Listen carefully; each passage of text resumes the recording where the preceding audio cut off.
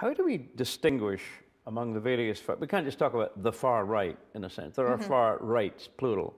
Yes. How do we distinguish among the various factions from basically from just Euroscepticism in certain national movements to outright neo-fascism? I mean, Yeah, that's an important, it's a complicated topic, but that's very important to make the distinction and not to mix them all together. So first, Euroscepticism, it can be both on the right and on the left.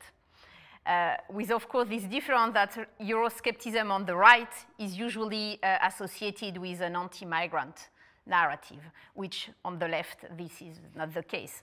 So you have, depending per country, you really have different strategies that has been developed by these countries. Some decided to mostly to normalize their narrative because they have real strategy of gaining power into a democratic institution, and therefore they are trying to develop a more normalized narrative, so focusing mostly on Euroscepticism, the need to come back to nation state, and the fear of massive immigration in Europe. So that's the kind of the basic, the more consensual elements that these parties can bring on the table. And then you have other parties who decided to be less consensual, to be more radical, not to try to penetrate the system, but to try to refuse it, to deny them, to put themselves as anti-system parties. And of course, for them, the electoral fight is less important than for the first categories, because of course, the more you have a radicalized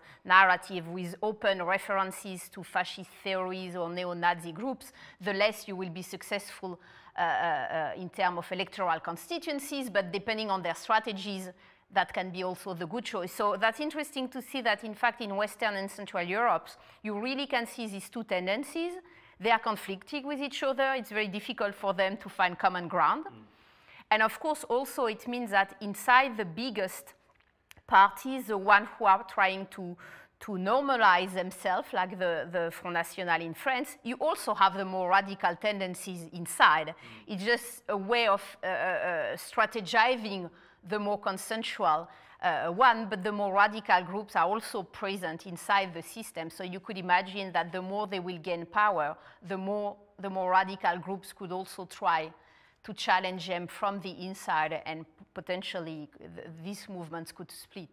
The far-right groups, they manifest themselves in different ways, or there seems to be a sort of generic anti rather than pro, for anti-immigrant, anti-Muslim, anti-Semitic, anti-gay, anti-Roma, you know, whatever. It's just it's a series of, I guess, feeding on resentments of native populations. Yeah.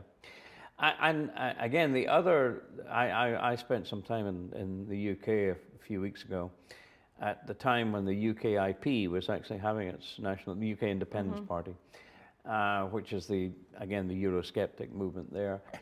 And, you know, the problem is, I don't want to make dramatic, one of the dangerous tendencies, I suppose, is to make overly dramatic equivalencies with Germany in the early 1930s, and we don't want to do that. But nevertheless, there is a sort of patina of respectability in the UK Independence Party. They're just, you know, trying to sort of, anti-Brussels bureaucracy is the sort of manifestation. But here's a group that's won its first seat in Westminster. They won, they were the leading party in the local elections in Britain.